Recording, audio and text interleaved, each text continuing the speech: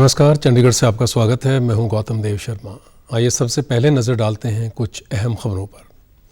प्रधानमंत्री ने उत्तराखंड में 3,400 करोड़ रुपए से अधिक की लागत से कई विकास परियोजनाओं की रखी आधारशिला।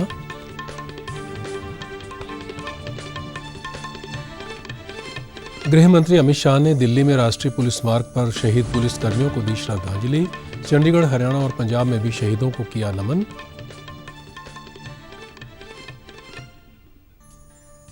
और मुख्यमंत्री मनोहर लाल ने की हरियाणा की 8वीं जनरल बॉडी की बैठक। बताया वित्त वर्ष 2022 से 24 तक केंद्र से हरियाणा NHM के लिए मंजूर हुए 2,455 करोड़ रुपए। अब समाचार विस्तार से। प्रधानमंत्री नरेंद्र मोदी ने आज उत्तराखंड में केदारनाथ और बद्रीनाथ धामों में पूजा अर्चना की। इसके बाद वे देश के अंतिम गांव माणा पहुंचे। छठी बार केदारनाथ पहुंचे प्रधानमंत्री ने मंदिर के गर्भगृह में पूजा अर्चना की। इसके बाद वे बद्रीनाथ धाम पहुंचे और पूजा की। माणा गांव में पहुंचकर प्रधानमंत्री नरेंद्र मोदी ने कहा कि माणा गांव भारत के अंतिम गांव के रूप में जाना जाता है। अब मेरे लिए देश की सीमा पर बसा हर गांव पहला गांव है। ये मेरा सौभाग्य है आज मैं आपके बीच इन नई परियोजनाओं के साथ फिर उसी संकल्प को दोहराने आया हूं। और मेरा सौभाग्य है कि आज मुझे आप सभी के दर्शन करने का मौका मिला है। माणा गांव भारत के अंतिम गांव के रूप में जाना जाता है। सीमा पर बसे आप जैसे सभी मेरे साथी देश के सशक्त प्रहरी है। उन्होंने कहा कि पिछली बार जब मैं आया था तो मेरे मुंह से निकल गया था कि अगला दशक उत्तराखंड का होगा। आज मैं नई परियोजनाओं के साथ संकल्प दोहराने आया हूं। आज केदारनाथ और बद्रीनाथ धाम के दर्शन करके मन प्रसन्न हो गया। इससे पहले प्रधानमंत्री नरेंद्र मोदी ने उत्तराखंड के विकास के लिए 34 अरब रुपए से अधिक की संपर्क परियोजनाओं की आधारशिला रखी। इनमें गौरीकुंज में से केदारनाथ और गोविंद घाट से हेमकुंड साहिब को जोड़ने वाली नई रोपवे परियोजनाएं शामिल हैं। मोदी लगभग 1,000 करोड़ रुपए की लागत से सड़क चौड़ीकरण परियोजनाओं का शिलान्यास भी करेंगे, जिससे सीमावर्ती क्षेत्रों में सभी मौसम के अनुकूल सड़क संपर्क उपलब्ध होगा।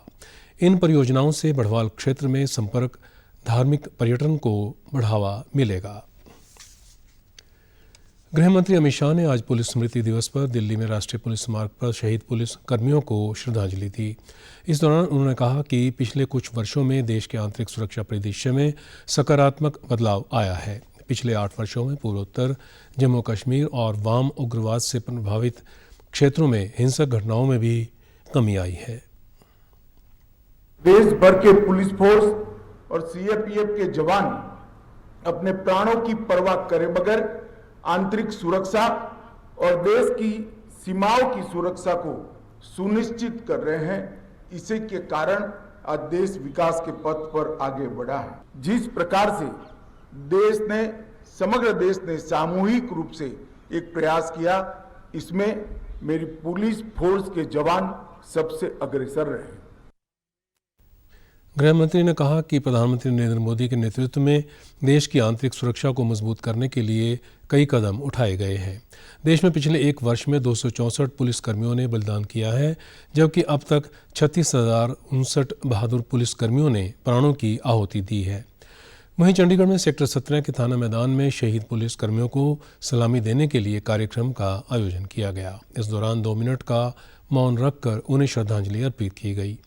चंडीगढ़ के DGP प्रवीर रंजन ने अन्य अधिकारियों के साथ शहीद स्मारक स्थल पर अपने प्राणों की आहुति देने वाले पुलिसकर्मियों के परिवारों से भी मुलाकात की।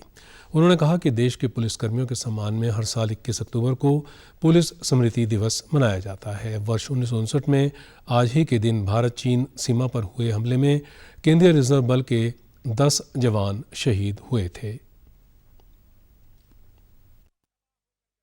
1959 में हमारे CRPF के 10 जवान लद्दाख सीमा क्षेत्र में चाइनीज़ आर्मी के द्वारा मारे गए थे।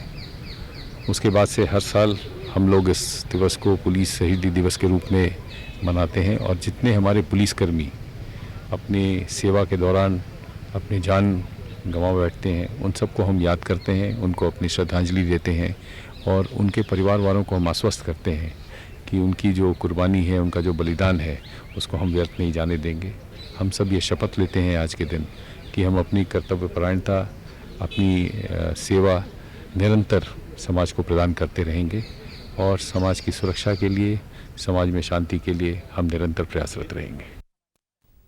उन्होंने कहा कि आज हमें प्रण लेना चाहिए कि हम अपनी कर्तव्यपरायणता और सेवा निरंतर समाज को प्रदान करते रहेंगे, समाज की सुरक्षा शांति के लिए निरंतर प्रयासरत रहेंगे। उधर जालंधर में स्थित पंजाब सशस्त्र पुलिस मुख्यालय में 63वां राज्य स्तरीय पुलिस स्मृति दिवस मनाया गया।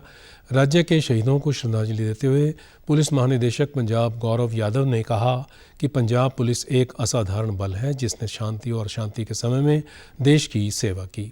हरियाणा के पुलिस महानिदेशक प्रशांत कुमार अग्रवाल ने कहा कि आज गुरुग्राम में पुलिस शहीद दिवस पर आयोजित कार्यक्रम में सेवारत और सेवानिवृत्त पुलिस अधिकारियों का नेतृत्व करते हुए कर्तव्य परायणता के दौरान अपने प्राणों की आहुति देने वाले पुलिस के अमर शहीदों को श्रद्धांजलि दी। हरियाणा के मुख्यमंत्री मनोहर लाल ने कल देर सायं state health society NHM Haryana की 8वीं जनरल बॉडी बैठक की अध्यक्षता की। बैठक में बताया गया कि हरियाणा में स्वास्थ्य सेवाओं के आधारभूत ढांचे को और मजबूत करने के लिए भारत सरकार ने NHM हरियाणा के लिए वित्त वर्ष 2022-23 के लिए 1443.27 करोड़ रुपए, वर्ष 2023-24 के लिए 1012.12 करोड़ रुपए की प्रशासनिक स्वीकृति प्रदान की गई है। इस दौरान मुख्यमंत्री ने अधिकारियों को निर्देश दिए कि जिला स्तर पर गठित NHM की गवर्निंग और जनरल बॉडी की बैठक वर्ष में कम से कम एक बार अवश्य की जाए। उन्होंने स्वास्थ्य विभाग के अतिरिक्त मुख्य सचिव को निर्देश दिए कि मुख्यालय से 2-3 अधिकारियों की ड्यूटी लगाई जाए जो जिलों में जाकर इन बैठकों का संचालन करेंगे। स्वास्थ्य, शिक्षा और खेल विभागों में अलग से इंजीनियरिंग विंग स्थापित किए जाए। उन्होंने कहा कि हरियाणा को एनीमिया मुक्त करने के लिए तैयार राज्य कार्य योजना को तेजी से अमल में लाया जाए। बैठक में स्वास्थ्य मंत्री अनिल विज ने कहा कि अस्पतालों में किचन सुविधा के लिए तेजी से कार्य किया जाए ताकि मरीजों और उनके तीमारदारों को पौष्टिक खाना प्राप्त हो सके।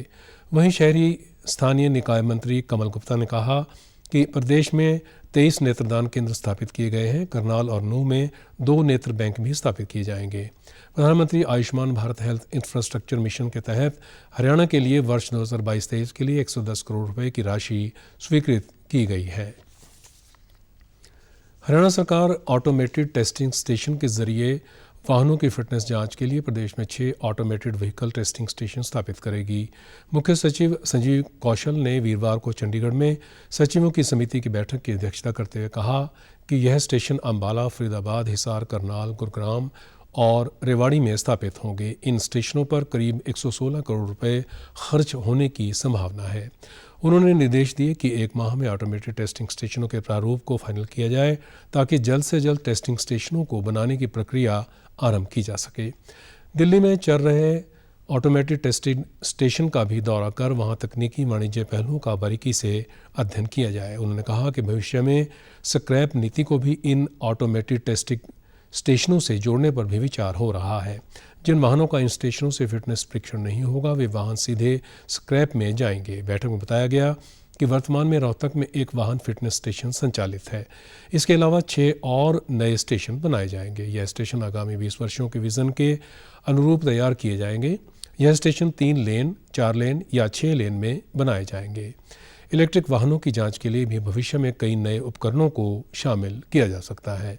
इन स्टेशनों में वाहनों को फिटनेस जांच करवाने के लिए आने वाले लोगों के लिए सुविधाएं मुहैया करवाने पर भी प्रारूप तैयार किया गया है। इनमें ATM, लॉन्च, कैफेटेरिया इत्यादि सुविधाएं उपलब्ध होंगी। युवा कार्यक्रम एवं खेल मंत्रालय भारत सरकार के अंतर्गत नेहरू युवा केंद्र संगठन द्वारा स्वच्छता के लिए 2 अक्टूबर से 31 अक्टूबर तक विशेष स्वच्छता अभियान 2 का आयोजन हो रहा है। इसमें अमृतकाल के लिए प्रधानमंत्री के 5 संकल्पों के संदेश को आगे बढ़ाया जा रहा है। इस अभियान के तहत NYS के राज्य कार्यालय हरियाणा में प्रेस वार्ता बुलाई गई। इस दौरान हरियाणा की राज्य निदेशक मधु चौधरी ने कहा कि कार्यक्रम का उद्देश्य भारत के नागरिकों को न केवल घरों और परिवेश की सफाई करके बल्कि उनके मनों को सभी घृणा, संदेह और दूसरे नकारात्मक विचारों से साफ करके अमृतकाल के लिए तैयार करना है। युवाओं में उत्साह भी काफी है काम करने का, और आप ये मान के चले कि जैसा लीडर होगा हमारा, सेना वैसी ही काम करेगी। तो हमारा लीडर अच्छा है, तो हम उनके अकॉर्डिंग उनके नेतृत्व में काफ़ी अच्छा अभियान चला रहे हैं और स्वच्छता का काफ़ी अच्छा अभियान चला हुआ है पूरे हरियाणा में, और मैं हरियाणा में ना कहकर पूरे भारतवर्ष में ही अच्छा चला हुआ है।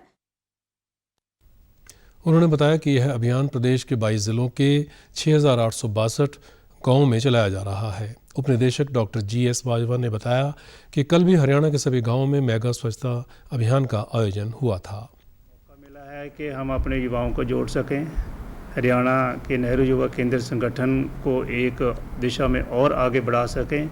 इस कैंपेन के माध्यम में हमारी विजिबिलिटी बढ़ी है, हमारी क्षमता बढ़ी है और हमारा काम भी दिखने लगा है। ये एक बहुत बड़ी हमारी उपलब्धि है। उन्होंने कहा कि 31 अक्टूबर को लौह पुरुष वल्लभ भाई पटेल की जयंती पर मेगा श्रमदान कर स्वच्छ भारत अभियान 2 का समापन करेंगे। अब खबरें फटाफट। केंद्रीय माध्यमिक शिक्षा बोर्ड ने कहा कि 16वीं केंद्रीय शिक्षा पात्रता परीक्षा दिसंबर से जनवरी के बीच होगी ऑनलाइन। 31 अक्टूबर से 24 नवंबर तक जमा किए जा सकेंगे आवेदन। प्रधानमंत्री नरेंद्र मोदी कल करेंगे रोजगार मेले का शुभारंभ। VC के माध्यम से 10 लाख कर्मियों के भर्ती रोजगार मेले के पहले चरण में 75,000 से अधिक लोगों को सौंपे जाएंगे नियुक्ति पत्र। नाइजीरिया के हाई कमिश्नर ने पंजाब के मुख्यमंत्री भगवंत मान के साथ की मुलाकात। मान ने नाइजीरिया और पंजाब के बीच अलग अलग क्षेत्रों में मजबूत सहयोग पर दिया जोर। और आप हमारे समाचार YouTube channel DD news Chandigarh, Facebook DD news Chandigarh और Twitter handle DD news CHD पर भी देख सकते हैं। इसी के साथ चंडीगढ़ से समाचारों का सिलसिला समाप्त होता है। नमस्कार।